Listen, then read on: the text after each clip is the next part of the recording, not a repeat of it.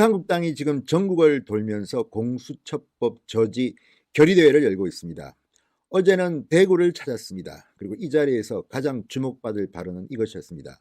공수처가 생기면 수사대상 1순위는 윤석열 검찰총장이 될 것이다. 윤석열이 공수처의 1순위 수사대상이 될 것이다 였습니다. 진성호의 융단 폭격 시작합니다. 공수처법을 융단 폭격합니다. 방송에 앞서 아직 진성호 방송의 구독자가 아니신 분들은 붉은색 구독 버튼을 눌러주시기 바랍니다. 자, 한국당 대구시당 9일 어제 대구 엑스코에서 당원들을 대상으로 좌파 독재 고위공직자 범죄 수사처법 저지, 공수처법 저지, 국회의원 정수 축소 촉구 결의대회를 열었습니다.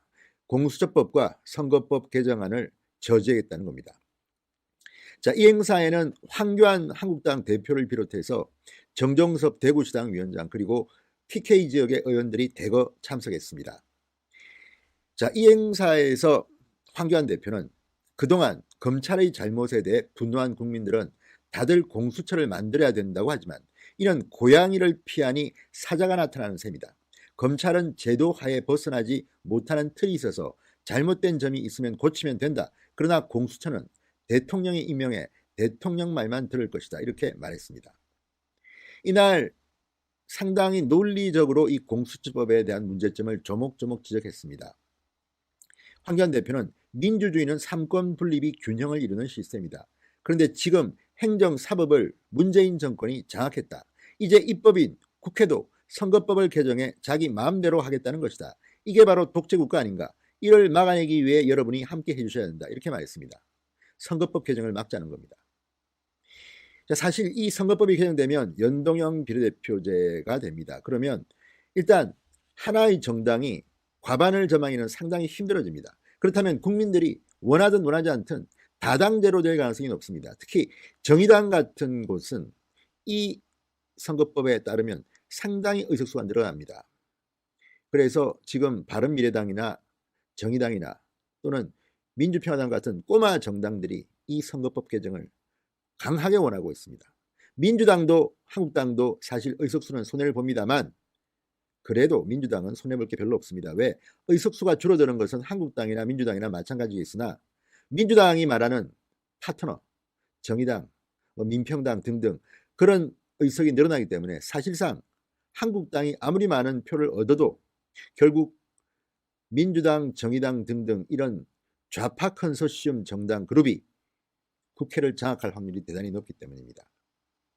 그렇기 때문에 이 선거법 개정안에 대해서 황교안 대표는 여러분들의 도움을 바란다고 한 겁니다. 자, 다시 공수처법으로 돌아가서 정태욱 의원이 공수처법에 대해서 조목조목 비판합니다.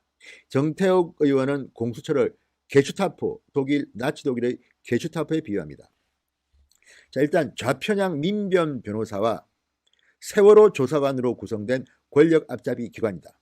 입법사법행정부를 감찰, 수사, 기소하는 무소불위의 권력기관이다. 자기 편은 봐주고 정적은 탄압하는 인권 탄압기관이다. 헌법을 무시하고 권력에 봉사하는 위헌기관이다. 이렇게 규정했습니다. 자, 그러면서 공수처는 조사 경력이 있는 사람도 수사관이 될 수 있도록 한다. 임기는 9년이다. 좌파 이념으로 똘똘 뭉친 수사관이 임명되면 정권이 바뀌어도 수사관을 바꿀 길이 없다. 공수처에는 수사권, 기소권을 독점한다. 검찰개혁에서 수사와 기소의 독립을 강조하면서 공수처에는 모두 준다는데 이는 검찰개혁이 위선임을 드러내는 대목이다. 공수처에는 강제적 사건 이첩권이 있다.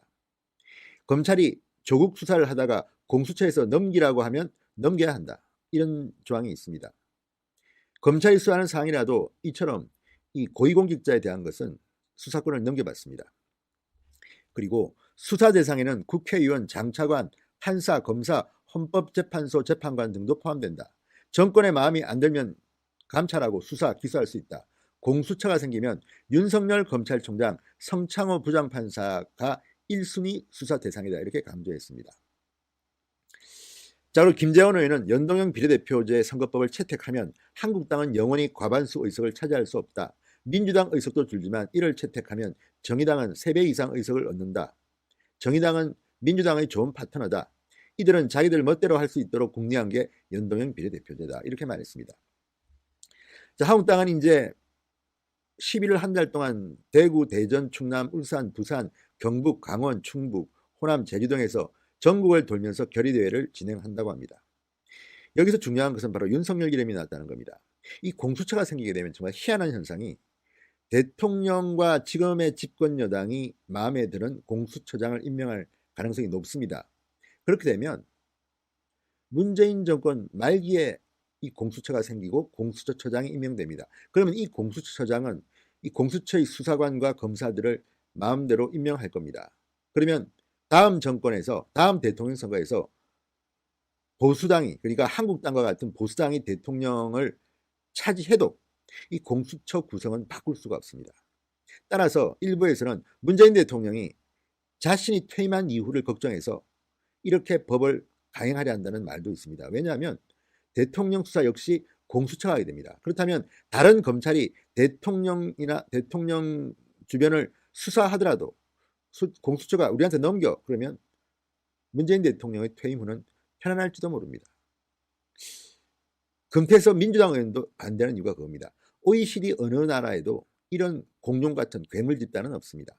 심지어 비슷한 집단이 중국이나 싱가포르, 홍콩에 있다는데 이것들도 우리처럼 이렇게 강하지는 않습니다. 중국의 이 기구도 기소권은 없습니다. 중국 사회주의 공산당보다도 더 강한 권력을 갖는 공수처를 왜 이들이 만들려 하는지 자세히 들여다볼 필요가 있습니다. 조국 때문에 지금 공수처법부터 강행하려고 하고 있습니다. 결사저재해야 되는 이유가 바로 여기에 있는 것입니다.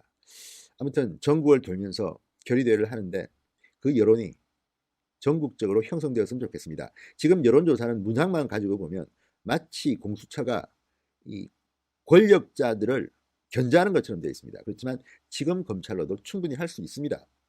문제는 검찰이 그동안 정권의 신현으로서 했다고 비판받아서 그런 것이지 지금 검찰이 왜 못합니까? 왜 세계 어느 나라에도 없는 이런 공룡 같은 조직을 만들려고 합니다. 아무튼 요거 일단 진성호의 문단 폭격이었습니다. 여러분 감사합니다.